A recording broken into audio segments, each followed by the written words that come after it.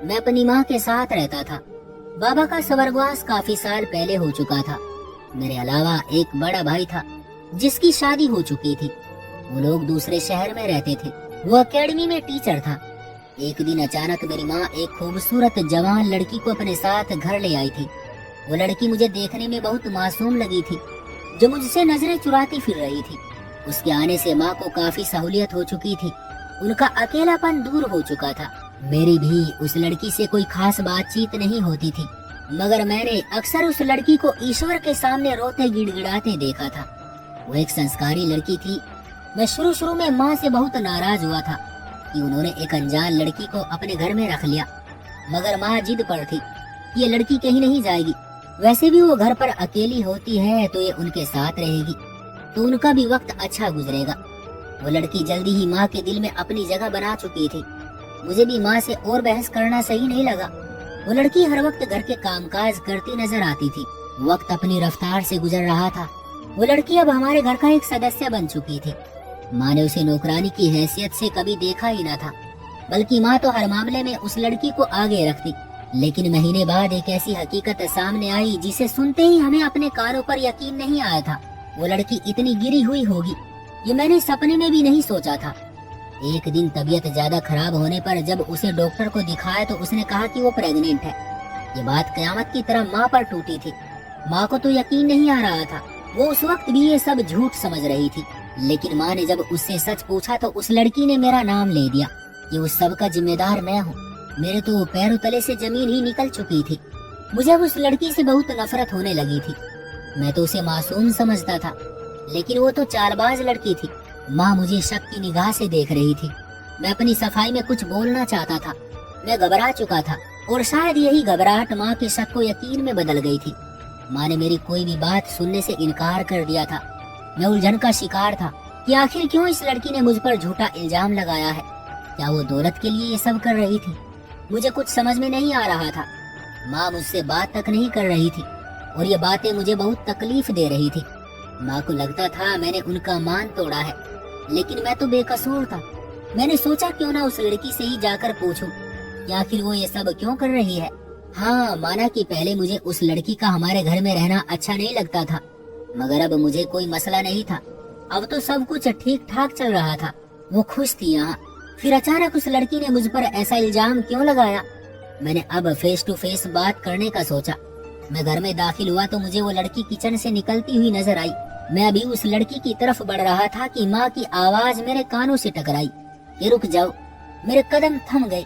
मैंने बेबसी से माँ की तरफ देखा, जो कि गुस्से में मुझे देख रही थी। मैंने जैसे ही कुछ कहना चाहा, माँ मुझसे पहले ही बोल पड़ी कि आज शाम को तुम्हारी शादी है। जो पाप तुमने किया है ना, उसकी सजा यही है कि जिसकी इज्जत खराब की है अब उसे अपना नाम दो।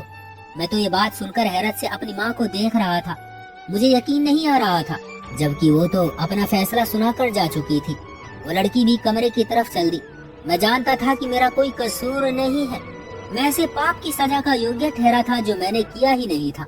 फिर माँ ने मेरी एक न चलने दी और शाम को जबरदस्ती मेरी शादी उससे करवा दी।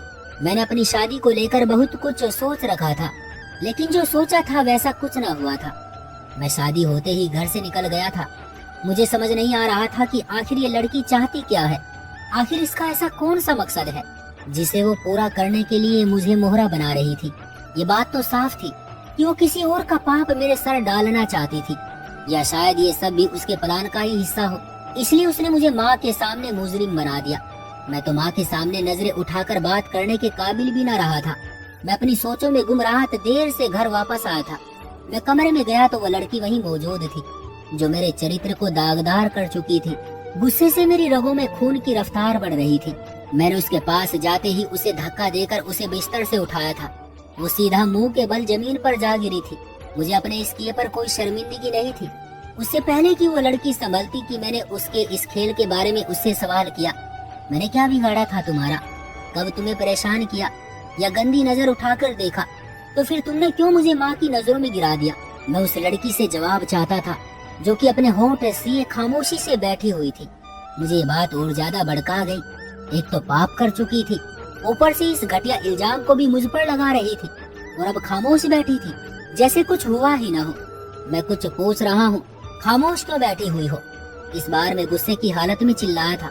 अगले ही लम्हे जो बात की सफाई मेरी थोड़ी देर पहले की बनी पत्नी ने देनी शुरू की, तो वो सुनकर तो मेरे होश ही उड़ गए। मुझे यकीन नहीं आ रहा था कि ये लड़की इस हद तक गिर सकती है।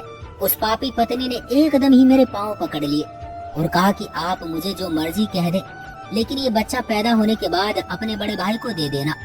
बच्चे को उसका बाप ही वो प्यार दे सकता है। अपनी पत्नी की ये बात सुनकर तो मैं आग बबूला हो गया था। मुझे अपनी पत्नी पर बहुत गुस्सा आ रहा था कि आखिर ये औरत किस गलती का हिसाब ले रही है मुझसे।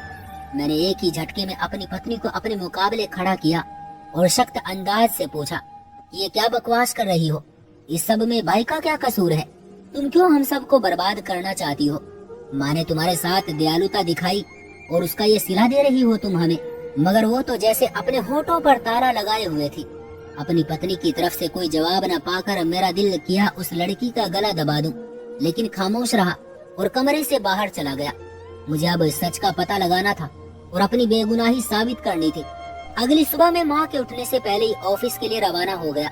पूरा दिन मेरा दिमाग अपने साथ पेश आने वाले उन किस्सों में फंसा रहा। मुझे अपना दम घुटता हुआ महसूस हो रहा था। मैंने क्या सोचा था कि एक खूबसूरत लड़की से शादी करूंगा, लेकिन किस्मत ने एक ऐसी लड़की को मेरा हमसफर बना दिया था जो कि चरित्रहीन और नीच थी। रात को देर से घर गया तो मेरे कमरे में आते ही मेरी पापी पत्नी मेरे लिए पानी का गिलास ले आई। मेरा सर उस वक्त दर्द से फट रहा था। मैंने एक नजर अपनी पत्नी को देखा और वो गिलास उसके हाथ से लेकर जमीन पर दे मारा। ये सब देखकर मेरी पत्नी भोली बनी रही और खामोश ही रही।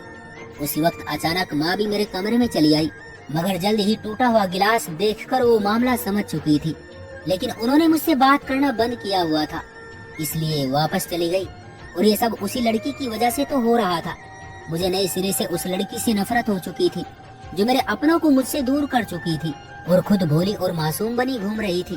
मैंने एक गुस्से वाली नजर अपनी पत्नी पर डाली और बाथरूम चला गया। जब बाहर आया तो बेड पर खाना मौजूद था, जिसको देखकर मेरे माथे पर कई सलवटें जाहिर हुई। ये खाना मेरी पत्नी ने रखा है, मगर ये सब करके वो क्या समझती थी कि मेरे दिल में अपने लिए जगह बना लेगी? तो ये उसकी सबसे बड़ी भूल थी। मैंने खाना उठाया और अपने कमरे से निकलकर बाहर टेबल पर रख दिया। मेरी पत्नी ने सब देखा लेकिन खामोश रही। मैं अपने कमरे में जाकर लेट गया। रात का न जाने कौन सा पहर था जब नींद मुझ पर मेहरबान हुई थी। अगली सुबह मेरी आंख खुली तो मुझे ये देखकर खुशी हुई कि पत्नी कमरे में मौजूद नहीं थी। मैं जल्दी से उठा और ऑफिस जाने के लिए तैयार होने लगा, मगर जैसे ही मैं अपने कमरे से बाहर निकला तो माँ नाश्ते की मेज पर बैठी थी। मैंने माँ को प्रणाम किया, लेकिन माँ ने प्रणाम का कोई जवाब नहीं दिया और मेरी तरफ से मुंह मोड़ लिया। मेरा दिल अब नाश्ता करने का बिल्कुल भी नहीं था।